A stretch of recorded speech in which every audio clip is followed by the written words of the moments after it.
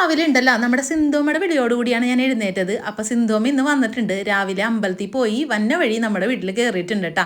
അപ്പോൾ അതേ അമ്മക്ക് വേണ്ടിയിട്ട് ഞാനൊരു കാപ്പിയൊക്കെ തിളപ്പിക്കുന്നതാണ്. കാപ്പി തിളപ്പിച്ച് കൊണ്ടുവച്ച് ചെന്നപ്പോഴേക്കും ആളത് അവിടെ ആ സെറ്റിൽ തന്നെ ഇരുന്ന് ഉറങ്ങിപ്പോയിട്ടാ. നേരത്തെ എഴുന്നേറ്റ് അമ്പലത്തിൽ പോയതുകൊണ്ട് തന്നെ നല്ല ഉറക്കക്ഷീണം ഉണ്ടായിരുന്നു. കുറച്ച് സമയം അമ്മ ഇരുന്നതിന് ശേഷം പിന്നെ വീട്ടിലോട്ട് പോയിട്ടാ. വീട്ടിൽ ചെന്നിട്ട് കുറേ പണിയും കാര്യങ്ങളൊക്കെ ഉണ്ടെന്ന് പറഞ്ഞ് അമ്മ അങ്ങനെ ഇറങ്ങണേ കേട്ടാ. ചായ മാത്രം കുടിച്ചോളൂ, ബ്രേക്ക്ഫാസ്റ്റ് ഒന്നും കഴിക്കാനായിട്ട് അമ്മ നിന്നില്ല. അമ്മക്കിനി വേറൊരിടത്തും കൂടി പോകാനുണ്ടെന്ന് പറഞ്ഞ കാരണം വേഗം പോയിട്ടാ.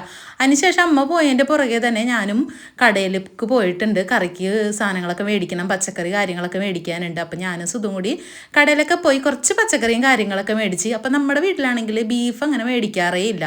ഇപ്പോൾ ഒരു 3-4 മാസങ്ങൾക്ക് ശേഷമാണ് നമ്മൾ ബീഫ് മേടിച്ചത്. അപ്പോൾ അതേ ബീഫ് ഒരു കറിയൊക്കെ ആക്കാമെന്ന് ഓർത്ത്. സുധപ്പനാണെങ്കിൽ ബീഫ് കൊതിയനാണ് കേട്ടോ.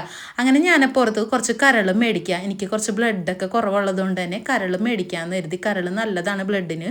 അങ്ങനെ അതേ കരളും ഒക്കെ ഞാൻ അടുപ്പത്താക്കിയിട്ടുണ്ട്, ബീഫിനെ അടുപ്പത്താക്കിയിട്ടുണ്ട്. ഇനി നമുക്ക് സുനിച്ചേട്ടൻ്റെ കറിക്കുള്ള സംഭവങ്ങളൊക്കെ സെറ്റ് ചെയ്യണം. സുനിച്ചേട്ടനും വരുമെന്ന്. അപ്പോൾ സുനിച്ചേട്ടന് ഞാനൊരു കായക്കറി ഉണ്ടാക്കുക, കായ തേങ്ങരച്ചൊരു കറി ഉണ്ടാക്കുക.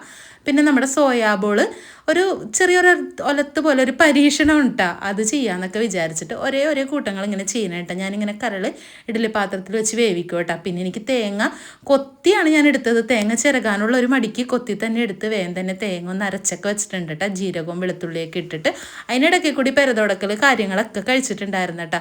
ഇന്ന് ഒത്തിരി പണിയുള്ള ദിവസമാണ്. സുധപ്പനാണെങ്കിൽ അവിടെ നേരത്തെ കണ്ട പോലെ ഷട്ടിലിൻ്റെ പരിപാടിയിലാണ്, ഷട്ടിലൊക്കെ റെഡിയാക്കണ പരിപാടിയിൽ. എന്നാലും ഇടയ്ക്കിടയ്ക്ക് വന്ന് ചോദിക്കും എന്തെങ്കിലും ഹെൽപ്പ് വേണോ അമ്മേ എന്ന്.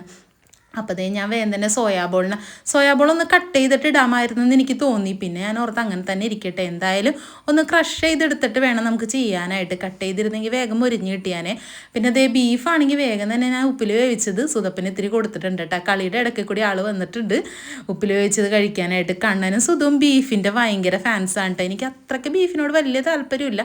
സുധപ്പൻ തന്നെ കേട്ടോ പിന്നെ ബീഫ് കാര്യങ്ങളൊക്കെ സെറ്റാക്കണം. ഞാൻ വേഗം പോയി കുളിക്കാനും പിന്നെ ബാത്റൂമൊക്കെ ഒന്ന് വാഷ് ചെയ്യാനൊക്കെ ഉണ്ടായി. അപ്പം അങ്ങനെയുള്ള പരിപാടികൾക്കൊക്കെ ഞാൻ അങ്ങോട്ട് പുറത്തേക്ക് പോയപ്പോഴും സുധു നല്ല കിടുകില്ലനായിട്ട് നല്ല ബീഫൊക്കെ സെറ്റ് ചെയ്യാനുണ്ടായിരുന്നു കേട്ടോ. പിന്നെ എനിക്ക് വേണ്ടിയിട്ട് കുറച്ച് കരളും ഫ്രൈ ആക്കി തന്നിട്ടാ. അങ്ങനെ ദേ ബാക്കി കറികളും കാര്യങ്ങളൊക്കെ റെഡിയാക്കി ആൾ വെച്ചതിന് ശേഷം വീഡിയോയും എടുത്ത് തന്നിട്ടുണ്ട്.